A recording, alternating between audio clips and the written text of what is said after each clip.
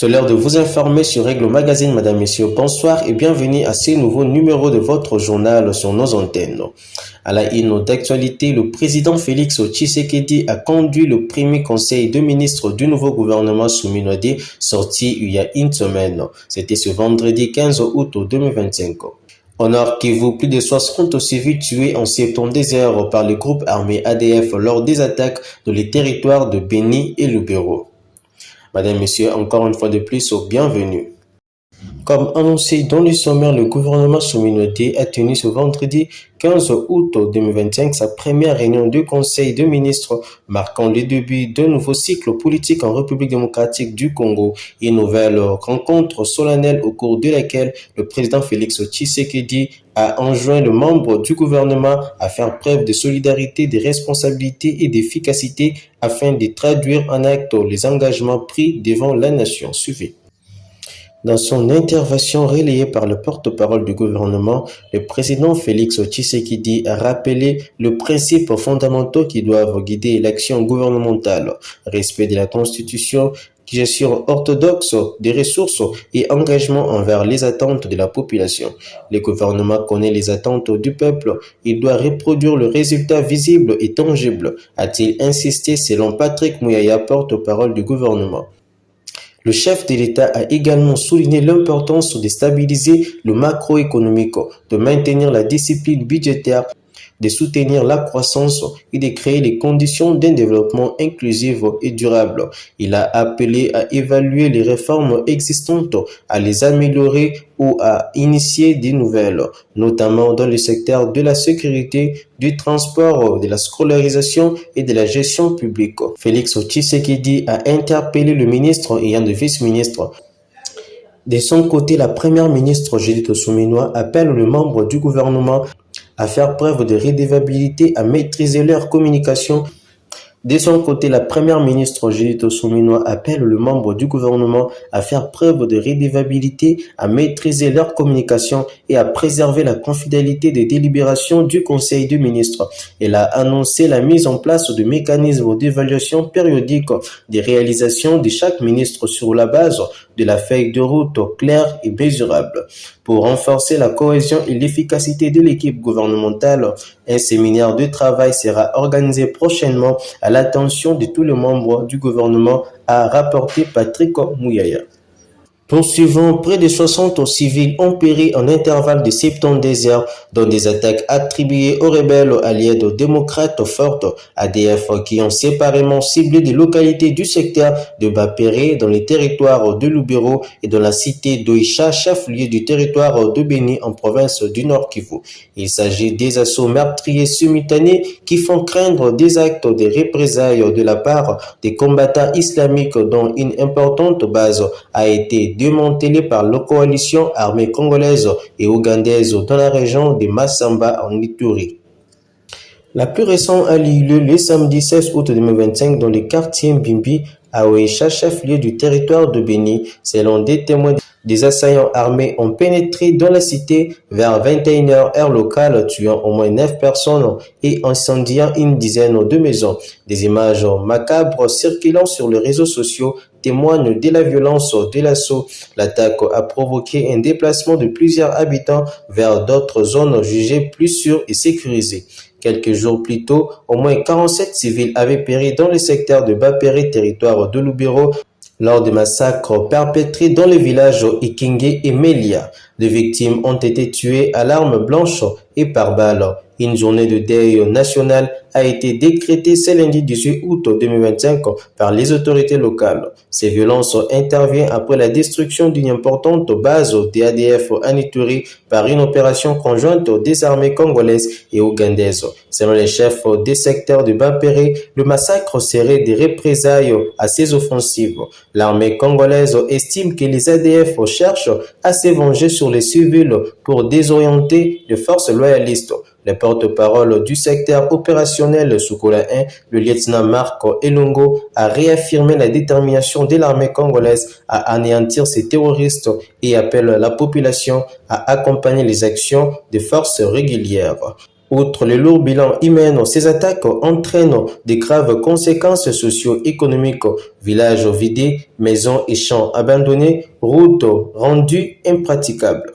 Processus de paix en République démocratique du Congo, un responsable qatari impliqué dans les processus de paix a affirmé des efforts significatifs ont été déployés pour faciliter le processus de paix entre le gouvernement de la RDC et le M23, y compris les préparations et le partage d'un projet d'accord de paix avec les deux parties dans le cadre du processus de Doha. Suivez.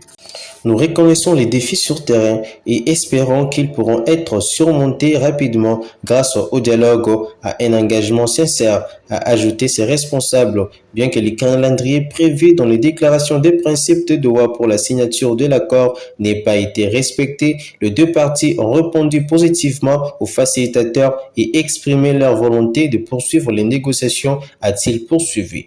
Le Qatar accueille actuellement une importante session de négociations à Doha visant à suivre la mise en œuvre de la déclaration et finaliser un accord de paix. Doha affirme être en contact permanent avec ses partenaires de confiance, en particulier l'Union africaine et les États-Unis. Les discussions directes prévues le 8 août à Doha n'ont pas eu lieu. Aucune des deux délégations ne s'était déplacée. L'un des points en ces débats concerne l'établissement avec la participation de la Croix-Rouge internationale de mécanismes d'échange des prisonniers, un processus plus long que prévu mais jugé en cours. La déclaration des principes signée à Doha prévoyait que les mesures de confiance dans la libération des prisonniers des deux côtés soient mises en œuvre au plus tard le 29 juillet 2025 avant l'ouverture de pourparlers le 8 août et la signature d'un accord global le 17 août 2025. Le gouvernement congolais avait confirmé son engagement à ces délibérations, mais aucun geste n'a été effectué. Le M23 a conditionné sa participation à la libération de 700 de ses membres, menaçant de ne pas se rendre à Doha à l'absence de ces gestes. En parallèle, le Rwanda a ratifié le 29 juillet 2025 l'accord de paix signé le 27 juin dernier à Washington avec la RDC après son adoption par le gouvernement rwandais le 16 juillet 2025. Le texte doit encore passer devant le Sénat rwandais pour adoption définitive. Poursuivons le résultat de l'examen d'État 2025 seront rendus publics de manière progressive jusqu'au 14 août 2025, a annoncé la ministre de l'Éducation nationale et nouvelle citoyenneté, Raissa Malou, lors du conseil de ministres tenu vendredi dernier. Selon la ministre, les délais records de publication des résultats dans les provinces du Kasaï, du Haut-Katanga et de Kinshasa s'expliquent par une série d'innovations technologiques introduites au sein de son ministère afin de renforcer la transparence et la crédibilité du processus d'évaluation. Suivez. La ministre d'État, ministre de l'Éducation nationale et nouvelle citoyenneté, a également présenté les caractéristiques de performance, de l'efficacité de l'intelligence artificielle développée avant de donner aux membres du Conseil la tendance de lauréat pour l'examen d'État 2025. Comme chaque année, les résultats seront publiés de manière progressive jusqu'au 24 août 2025. Le Conseil a pris acte de cette note d'information, a rapporté le porte-parole du gouvernement, Patrick Muyaya. Parmi les principales avancées présentées aux membres du gouvernement figure la mise en place des centres provinciaux modernes d'escannage permettant à réduire de 30 à 40% les délais de traitement des copies dans certaines provinces, ainsi que le déploiement d'un système interne basé sur l'intelligence artificielle pour analyser, automatiser des cahiers d'items. Grâce à cette technologie, la vitesse de traitement est passée de 8 à 10 copies par minute à près de 100 copies par minute, une progression qui a permis d'accélérer considérablement la publication de résultats. Autre innovation vantée par la ministre, le lancement précoce du processus de correction dès le deuxième jour de l'exita, notamment dans les provinces de Kinshasa-Moamba, du Kasaï oriental 1 et du Haut-Katanga 1. Ce membre du gouvernement a également évoqué l'introduction d'une plateforme e-diplôme sécurisée grâce à la technologie garantissant l'authenticité des titres scolaires et la disponibilité immédiate des attestations de réussite pour tous les lauréats.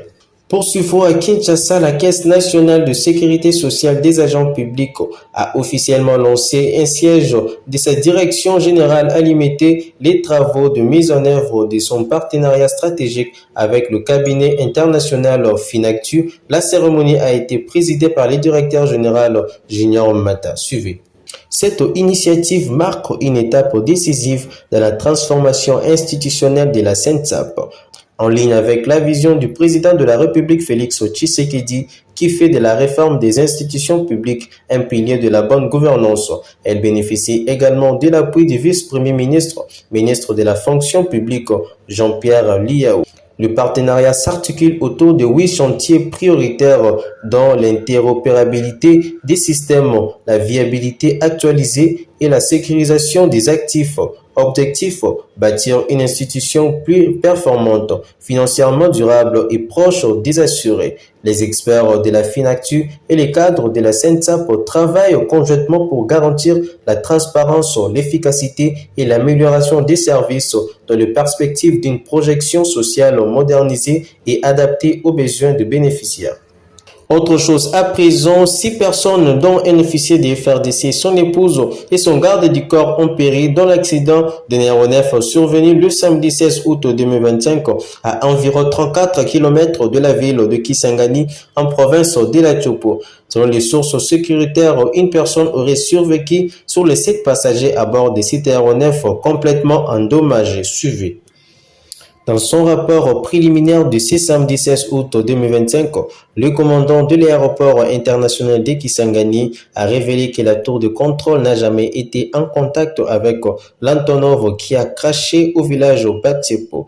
Dans ses explications, le commandant confirme cependant des appels de défunts pilotes 2 heures avant le décollage à 7 heures heure locale que la tour de contrôle a reçu un coup de fil d'un pilote qui lui demandait la météo de Kisangani. La tour de contrôle lui aurait dit d'attendre car il y avait de la bruine à la station.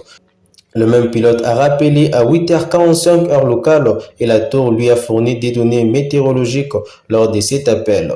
Le pilote avait annoncé qu'il pourrait atterrir à Kisangani à 11h mais attendait un colonel pour décoller selon les rapports du commandant de l'aéroport. Même la force aérienne de FRDC n'était pas au courant de l'arrivée d'un vol en provenance de Lulubu. Le pilote n'a jamais appelé sur la fréquence dont la tour de contrôle n'a jamais été en contact avec l'avion. Souligne le commandant de l'aéroport international de Kisangani. L'aéronef s'est écrasé à 11h heure de Kisangani. Aussitôt dit, le commandant Wanga a appelé la tour de contrôle pour savoir si elle avait un avion en provenance. La réponse de la cour de contrôle n'était négative. Elle n'avait aucun contact avec l'aéronef.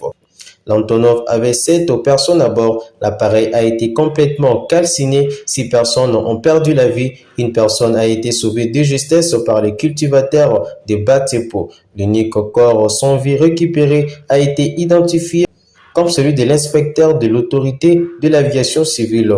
Il était aussi, selon l'OPJ, l'ingénieur de l'équipe pilote.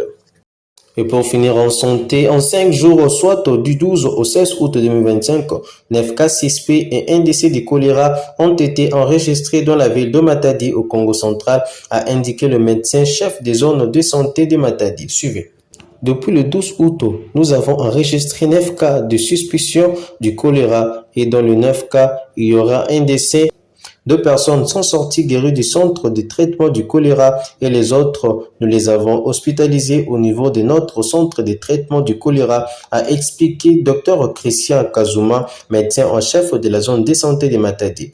Il s'agit jusque-là de cas suspects du choléra. Les autorités sanitaires locales disent attendre encore le résultat d'analyse des échantillons pour avoir la confirmation de cette épidémie.